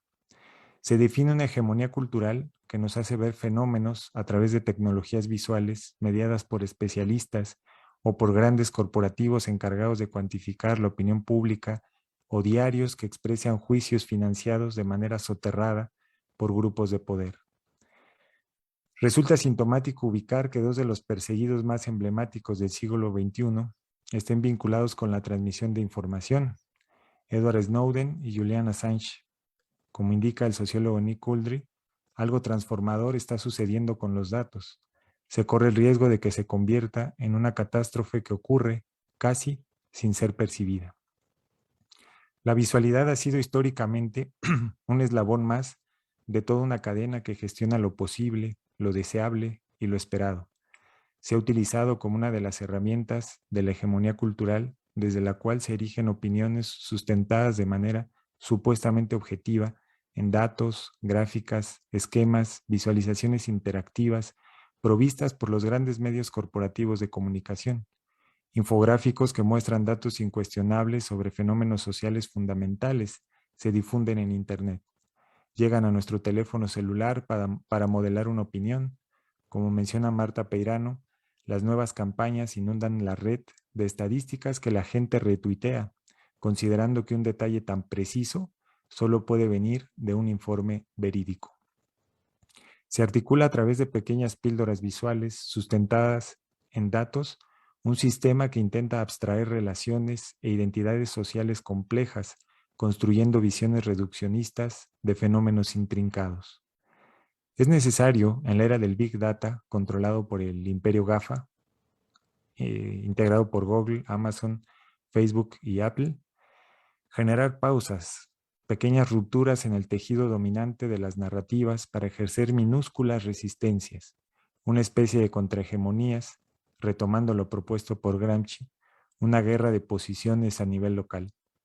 No existen rutas únicas ni remedios infalibles, sino ejercicios que ubican que la disputa por los datos es también una lucha por el territorio real e imaginable, una batalla por la manera de percibir y narrarnos el mundo. La información no es un elemento neutral que flota en el aire y que simplemente es captado y comunicado a través de un gráfico preciso para hacernos ver la gravedad de lo expuesto. Es necesario politizarla para ubicar nuevas formas de estructurar y comunicar, pensar en la articulación de dispositivos contrahegemónicos para narrar el mundo. Existen ya diversas prácticas de registro y transmisión de datos que se activan en la cotidianidad, en los que se expresa una necesidad de dataficar microfenómenos para interpretar y disponer nuestra realidad más cercana. Entre ellos, la contabilidad de los días de cuarentena expresados con hojas de papel en una ventana, las marcas en el calendario para ubicar la fecha de la compra del gas, las líneas sobre una columna de la casa con las que se registra el crecimiento de los niños, el cuaderno de notas en el que un taxista apunta minuciosamente sus ingresos, sus gastos y los consumos de gasolina de su auto.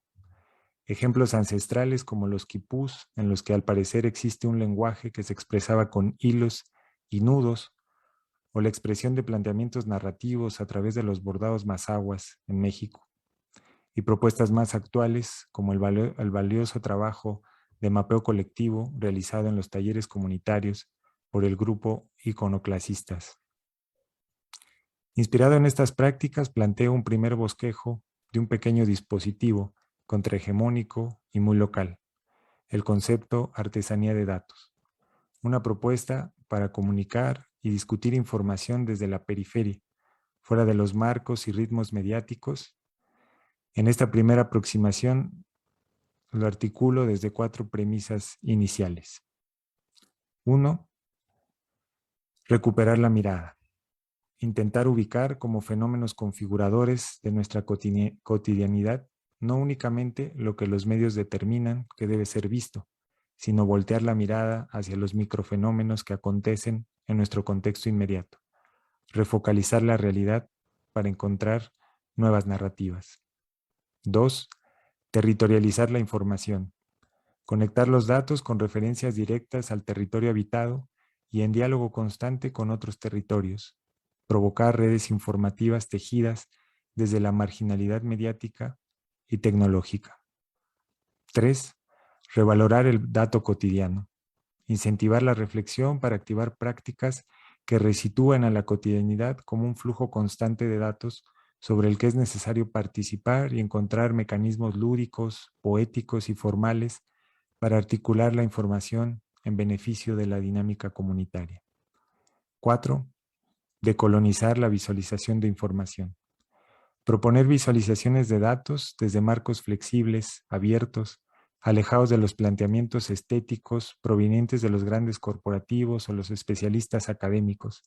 Incentivar nuevas rutas de aproximación a la transmisión de información desde una especie de infografía salvaje, aquella que reconoce el planteamiento histórico en el que la élite propone los marcos de interpretación y activa una batalla por revertirlos. Una visualidad propuesta por los conquistados y no por los conquistadores. En este tiempo complejo en el que la información es extraída de manera sigilosa y puede ser utilizada de manera precisa para encerrarnos en una burbuja de interpretación de la realidad, resulta fundamental encender discusiones y disponer herramientas, por muy pequeñas que éstas sean, que nos permitan disputar el territorio de lo imaginable, lo deseable y lo posible. Muchas gracias.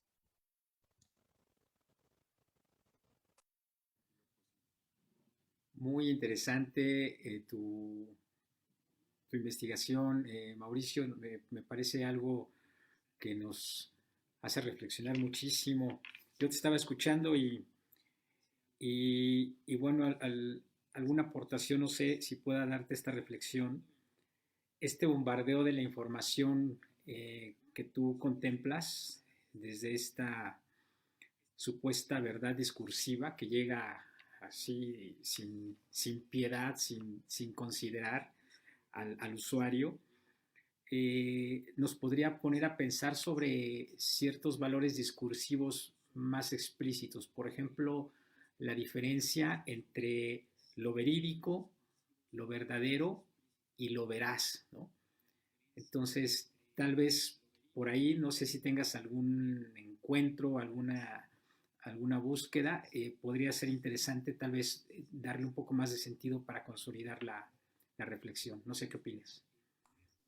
Sí, totalmente, justo en este llamado contexto de la posverdad, ¿no? En donde pues creo que en gran medida es uno de los objetivos, es poner en duda esa objetividad y poner en duda esa verdad, ¿no? Que a final de cuentas tiene que ver con una construcción, con una imposición, incluso de esto es lo correcto, esto es lo incorrecto, esto es lo normal, esto es lo anormal, ¿no? Creo que es un momento necesario eh, para poner en duda todos estos conceptos que se nos han colocado encima como sociedad para entender nuestra realidad. Muchas gracias, Mau. César, te escuchamos. Sí, muchas gracias, Mauricio. Pues felicitar a Mauricio López por la ponencia extraordinaria, y dos cosas que quería comentar y llevarlo como a una posible pregunta. Una, la felicitación va no solo en orden personal de mis intereses propios, sino también respecto a la propia configuración curatorial del simposio, porque ayer lo decía un poco más emocionado y lo reitero, a veces es complejo en estos espacios universitarios académicos, paradójicamente es complejo hablar de estos temas, porque la palabra hegemonía, me encantó que tú pusieras el concepto gramsciano de hegemonía, porque la palabra de hegemonía provocó suspicacias en el momento de que yo redactara el texto curatorial, digamos, ¿no? Y me llamó mucho la atención, porque dije, pero ¿por qué? Pues es un término muy común, aún usado. Uno de los argumentos era, pues porque ya era un concepto pasado. Y entonces dije, bueno, pero evidentemente Gramsci lo menciona hace muchos años, pero hay Laclau o el mismo Agamben, pues trabajan sobre los conceptos, Bourdieu trabajan sobre el concepto de hegemonía, sin tener ningún pudor por mencionarlo tal cual se dice. Y entonces la palabra en el texto curatorial no viene justo por eso, porque como provocó resquemor y yo debí de hacer ciertas entregas para colocar el discurso que me interesaba colocar en el propio simposio, pues fue una de las renuncias que dije, ok, quito hegemonía y hago una traducción de hegemonía, y entonces aparece el fantasma de la hegemonía y de la contrahegemonía siempre alrededor de los discursos, pero nunca se menciona, es decir, alrededor del texto curatorial. Y por otro lado, comentarte, y de ahí viene la pregunta, que me parece que celebro también muchísimo que desde el diseño se haga este posicionamiento, porque este es un posicionamiento más quizás común a los discursos de mayor, digamos, libertad o autonomía, para no llamar libertad, mayor autonomía del arte, pero en el diseño, como bien lo decía Anabel hace un rato, pues el diseñador está suscrito a un orden del discurso que no provoca él. Es decir, el artista se coloca en un sistema del arte en donde su discurso podrá o no ser aceptado, pero siempre es considerada la autonomía de ese discurso. Y en el caso del diseñador, la autonomía es más difícil lograr. No digo que no pueda haberla, sino que al final, cuando un diseñador se coloca del lado de esa autonomía creativa, pues ya está un poco pisando los territorios del arte. Mencionabas a los iconoclasistas que yo conocí acá en México, y él, no me acuerdo su nombre, pero bueno, él el que hace los diseños, su esposa es socióloga, él es diseñador, pero yo lo conocí en un ambiente de arte contemporáneo. Y entonces, estas reflexiones me parecen muy importantes, incluso dan respuesta a una ponencia que se habló, de la que se habló ayer, que más bien objetivaba y colocaba digamos, la pertinencia del trabajo del diseño en configurar comunidades académicas muy bien generadas solamente para la mera productividad. Yo no quise opinar ayer sobre eso, digamos, es muy respetable su punto de vista, pero siempre hay que colocar discursos alternos. Y entonces, justamente preguntártelo a ti, quizás solo que subrayes la idea, porque este dispositivo contrahegemónico que tú presentas me parece muy interesante, de manera práctica, cómo podría colocarse en el trabajo de diseño, porque tú lo haces un poco desde nuestra posición como ciudadanos informatizados, digamos, nuestra posición frente a estos dispositivos de poder, pero específicamente en términos del diseñador, este dispositivo contrahegemónico funcionaría para que de algún modo se pudieran generar otro tipo de discursos en otro lugar, es decir, el diseñador, ¿qué podría hacer con esa herramienta? Muchas gracias, César, por el comentario. Yo creo que sí, cuando yo empiezo a leer sobre visualización de información, me doy cuenta que justo el posicionamiento en gran medida desde el contexto del diseño es cómo le hacemos para eficientar las infografías en los periódicos, eficientar las infografías en los sitios web, que está bien, ¿no? Pues es parte de...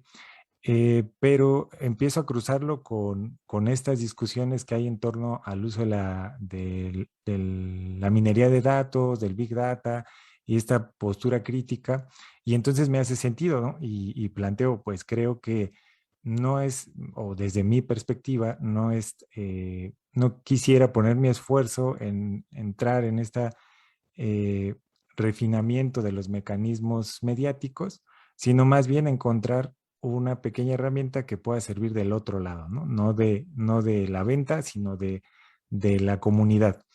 Y tratando de intentar aterrizar el concepto que todavía está en construcción, me he planteado algunas preguntas y posibilidades en qué se podría materializar la artesanía de datos, porque también es como decir, bueno, artesanía de datos, nos ponemos a registrar cuando hay luna llena y ahí está, ¿no? Pero ¿qué pasa con ese mecanismo?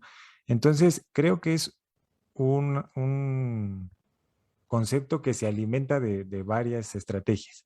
Y en un primer momento pensaría yo como el diseñador, como integrante de talleres, construcción de talleres, justo para intentar desarticular estos mecanismos de información, o sea, poner atención en ese punto en que educarnos o alfabetizarnos en torno a cómo leer estos mecanismos informativos es un primer momento importante. Y después para producir, yo he pensado incluso en cuestiones de aplicación, ¿no? O sea, aplicaciones que pudieran ser tecnológicas en algún momento con respecto a medir el nivel de credibilidad que tienen ciertos medios, ¿no? A partir de cómo desarticulamos esos elementos a partir de los que está construida esa infografía, poniéndole encima el constructo de artesanía de datos, ¿no? Pero bueno, todavía esta información le estoy dando vueltas y hice una primera aproximación, ¿no? Gracias. Muy bien. Yo quisiera hacerte una pregunta, Mauricio. Me parece también muy interesante tu proyecto. Bueno, los tres me dejan muy contento como profesor del posgrado el darme cuenta de los niveles de reflexión que están trabajando ustedes como investigadores, como formadores de datos que los analizan, los reflexionan, los experimentan, los cuestionan. De este método que tú presentas de la artesanía de datos que nos lleva a recuperar la mirada, a territorializar la información, perdón, revalorizar y decolonizar. ¿Hasta dónde llega la intención de la decolonización? ¿Es llegar hasta allí o tu búsqueda es más profunda que tal vez apuntarle hacia una emancipación? ¿Hacia dónde va, Mauricio? Sí, a mí me gusta y me interesa mucho el concepto para justo salir de los planteamientos formales, incluso muy en comunión con lo que planteaba Rodrigo en su primera ponencia, pues plantear discursos fuera de estos marcos que incluso se vuelven materiales, ¿no? O sea, ¿cómo registramos o cómo hacemos una infografía? Pues la vectorizamos en Illustrator o utilizamos Python, ¿no? Si sabes de programación.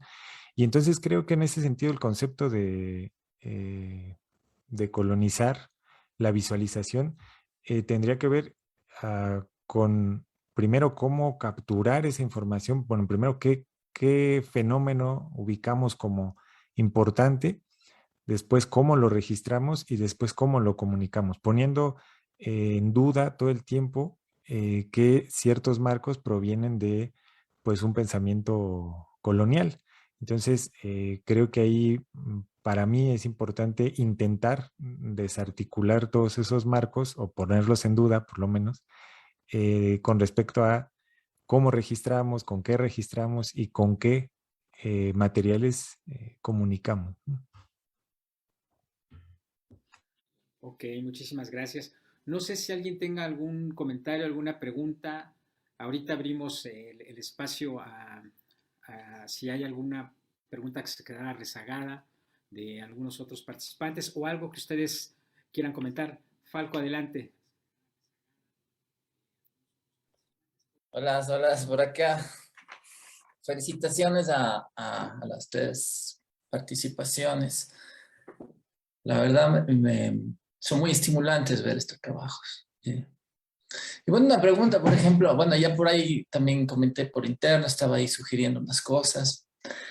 Una pregunta que se me ocurre ahora, bueno, ustedes saben, yo soy de Ecuador, es, digamos, el último proyecto, el de Mauricio, que me llamó bastante la atención, como este compromiso en militancia desde el diseño, desde las artes, ¿no? Llamémoslo así, o sea, así como por decirlo de una manera, ¿no? Y mi pregunta es, porque, bueno, yo siendo de otro país, viví un tiempo en México, tuve la fortuna, ¿no? La satisfacción de vivir un tiempo en México. Hermoso país, quiero volver lo más pronto que pueda. Pero, por ejemplo, yo sé que allá, creo que, me parece, ¿no? Como el FONCA y eso, o sea, el gobierno apoya, creo que sí hay un buen apoyo. Y un proyecto como este último, digamos, o sea, esa es una pregunta que abro.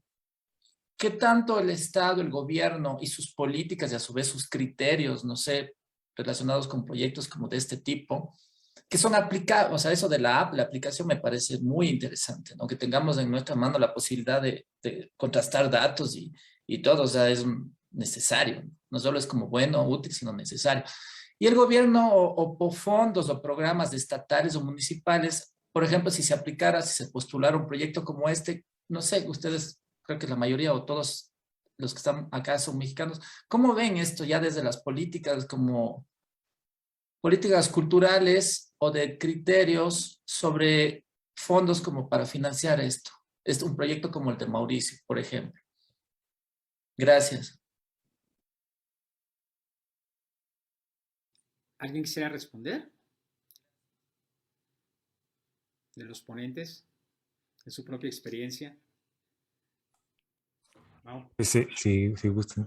Yo creo que pues suena muy bien, ¿no? Y creo que sería, para mí, me encantaría, pero es complicado, creo. Hablando de, bueno, primero se ha hablado de toda esta complicación para postular a las becas FONCA y todo lo que hay alrededor, que no es tan sencillo como aparenta ser. Pero por otro lado, y hablando específicamente de la visualización de información, creo que en este caso, pues todavía no hay por lo menos yo no alcanzo a visualizar una discusión en donde desde el enfoque de gobierno la información se piense como algo relevante, como algo que valdría la pena apoyar e impulsar, creo, ¿no? Para mí una muestra es, por ejemplo, lo que sucedió ahora con las estadísticas de la pandemia. En algún momento, para mí hay un gesto revelador del gobierno que se utilizan los datos de Facebook y los datos de Twitter para hablar de la movilidad de los ciudadanos en este país. Entonces, sí me parece que ese gesto, aunque parece menor, en realidad nos habla de la mirada que en este momento, por diversas circunstancias, ¿no? El gobierno pues no tiene puesta sobre la cuestión de la información. Entonces, quizá en ese sentido lo vería un poco complicado, pero pues es una opción, podría ser una opción en algún momento, ¿no? Muchas gracias, Mauricio. Gracias por la respuesta. Tenemos una pregunta para ti. Nos pregunta Emilian. Mauricio, ¿crees posible que esta artesanía de datos pudiera escapar del destino de casi toda artesanía en nuestro contexto? ¿De qué manera? Casi cualquier artesanía es folcloralizada y arrebatada de su contexto original, mercantilizada y eventualmente copiada por entidades de mayor poder. Sí, pues me parece interesante la pregunta. No lo sé y en ese sentido sí, pues diría que estoy como en una primera etapa de pensar el concepto. Eh, Creo que hay una pequeña diferencia en la idea de que esta artesanía de datos no pretende ni siquiera em, exteriorizar fuera del territorio, digamos, ¿no? O sea, una de las cosas que yo me planteo en la artesanía de datos es que sea algo, digamos, de consumo local. Es un poco, y a mí me gusta el símil que hay con el autoconsumo, de crear nuestros propios alimentos, ¿no? O sea, la necesidad primero de aprender a cocinar, lo veo así en la información, ¿no? La necesidad de aprender a pensar los fenómenos desde los datos. Y segundo, pues la importancia en la alimentación de cultivar nuestro alimento. En el caso de la artesanía de datos, lo pienso como cultivar nuestros propios mecanismos de visualización de información.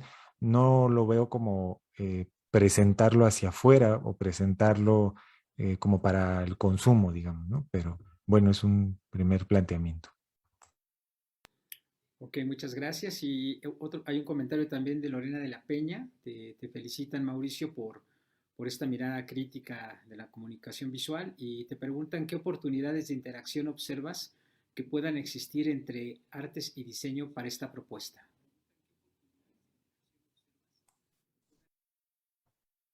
O sea, para la disciplina artística y la disciplina del diseño, yo creo que varias, en el sentido de qué materiales utilizar, cómo expresar, ¿no? Que al final, pues es en buena medida un punto de diálogo que tenemos ahí, qué soportes, ¿no? Que también están como muy mm, parcelados, ¿no? O sea, como identificar que el arte utiliza ciertos materiales y el diseño utiliza otros materiales, principalmente conectados con las tecnologías de vanguardia en el caso del diseño. Entonces creo que ahí hay un diálogo interesante con respecto a cómo nos retroalimentamos en esos mecanismos de representación, en los mecanismos de comunicación.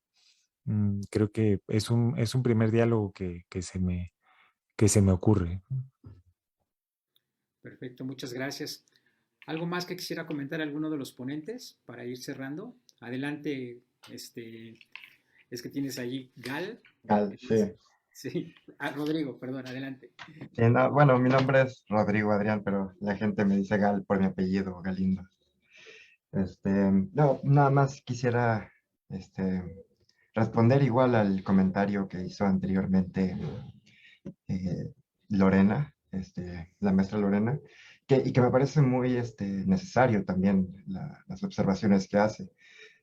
Yo realmente cuando hablo digamos que parto de la decolonialidad, no considero que el proyecto, yo creo que más bien es relevante, ¿no? O sea, sí creo que es muy necesario todas las críticas que traen a la cuestión, pero mi proyecto nació de la incomodidad de yo mismo enunciarme un artista decolonial. No creo que realmente no es o incluso en las palabras de Dussel cuando habla de la liberación de la estética, yo no considero que mi estética esté liberada, ¿no? Ni podría llegar a serlo, ¿no? Como en este contexto totalmente ¿no? nacionalista y colonizador que se podría llamar que es México.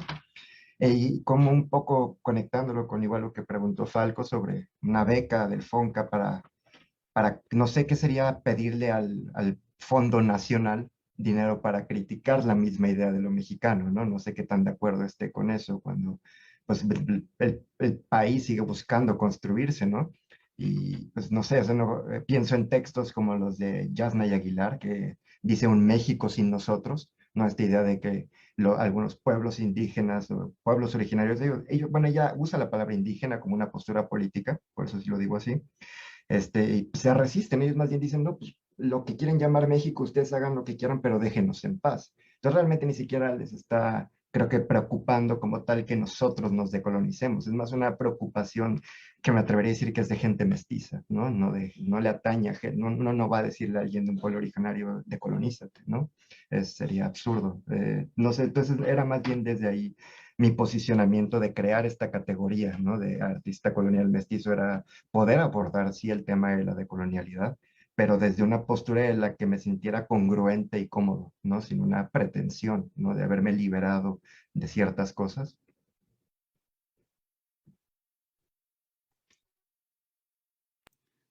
Perdimos tu audio, se apagó tu audio. No, lo cerré porque terminé. Así. Gracias. Okay, muchas gracias, César.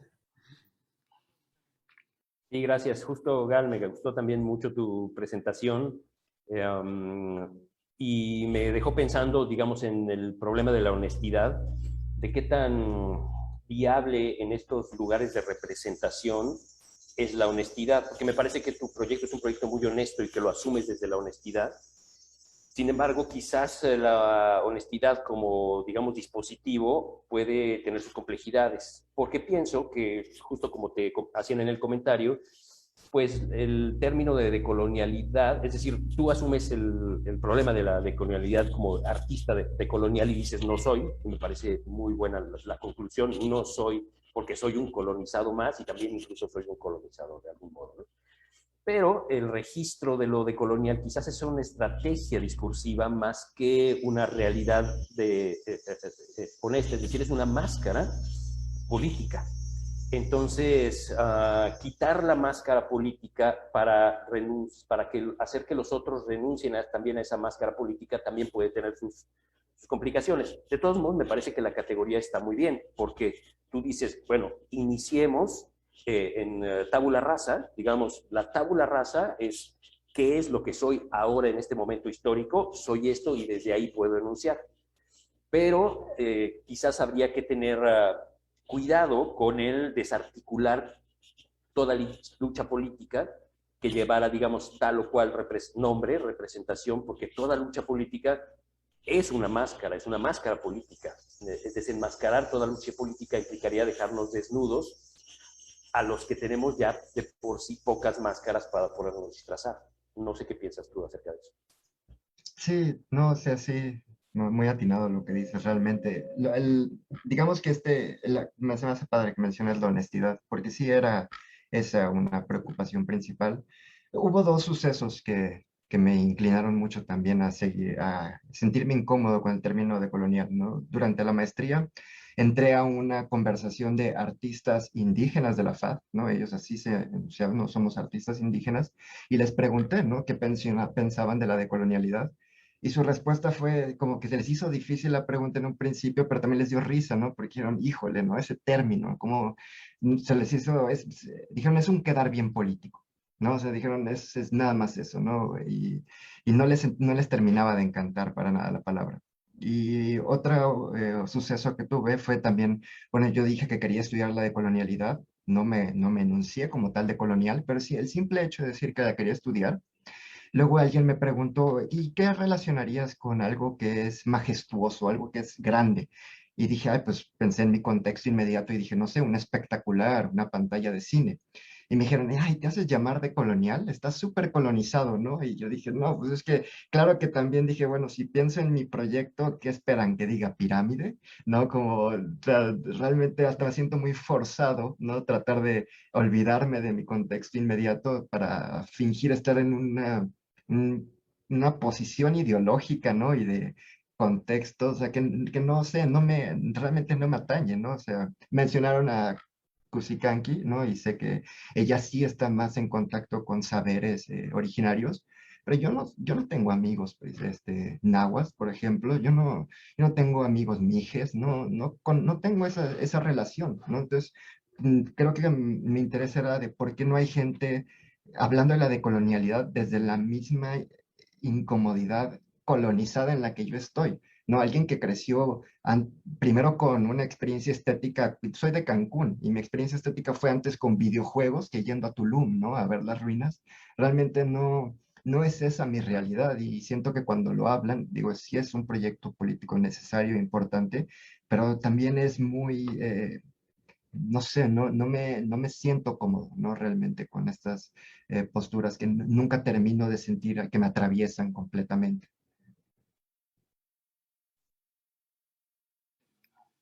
Muchas gracias, Rodrigo. Bueno, Anabel comenta que en agujas combativas se hace un ejercicio muy chido de corporizar los datos de forma crítica, sobre todo lo de la vida cotidiana. Pues muchas gracias, vamos cerrando. Hemos tenido una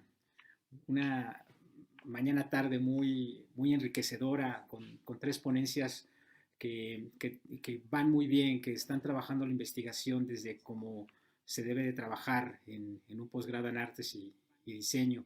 En la investigación artística colonial acerca de la colonialidad, escuchamos acerca de la decolonización como elemento inherente a la investigación del arte latinoamericano, del mexicano, romper con lo convencional en congruencia con el término emergente que significa decolonialidad, la etnia, lo mestizo, un acercamiento a la antropología y al arte que analiza incluso la discriminación étnica en el arte. En epistemología, diseño gráfico e inteligencia artificial, se cuestiona sobre la relación triada entre inteligencia artificial, epistemología y diseño gráfico, acercamientos de la investigación a procesos no verbalizables como el de la caja negra, Se analizaron los procesos de diseño que se caracterizan por el concepto de idea creativa, reflexionar y entender la capacidad de explicar acciones e ideas. Nos hace pensar si esto en algún momento va a sustituir a la figura del diseñador. Y en la artesanía de los datos, la necesidad de una contrahegemonía para narrar el mundo, encontramos tres conceptos sustanciales: el poder, la dominación y la hegemonía. Entender la construcción de la realidad y su sistema de significados en el contexto de Google, Facebook, Amazon y Apple. La transformación poderosa de los mass media a lo digital y la interesante propuesta de la artesanía de datos, que busca tener sentido mediante recuperar la mirada, interiorizar la información, revalorar el dato cotidiano y decolonizar la visualización de la información. Muchísimas gracias a todos y cada uno de ustedes. Ha sido una excelente experiencia. Muchas gracias, Anabel. Muchas gracias, Mao. Muchas gracias, Rodrigo. Muchas gracias, César. A todos los que estuvieron presentes al posgrado, muchas gracias. Buena tarde. Y agradecerte, Mauricio Juárez, por tu puntual moderación de la mesa. Excelente. Muy bueno, además, el resumen que cierra muy bien la mesa. Y por supuesto a los excelentes ponencias que se presentaron ahora. Va por ahí, es una mesa muy justa para hablar del tema central del simposio. Y bueno, pues muchísimas gracias también a la gente que nos acompañó ahora en Facebook. Tenemos una actividad a la 1 de la tarde con el doctor José Monsurrutia. Entonces síganos en la página de Facebook y muchas gracias de nuevo y continuamos ya para la última mesa del simposio. Abrazo a todos y a todas.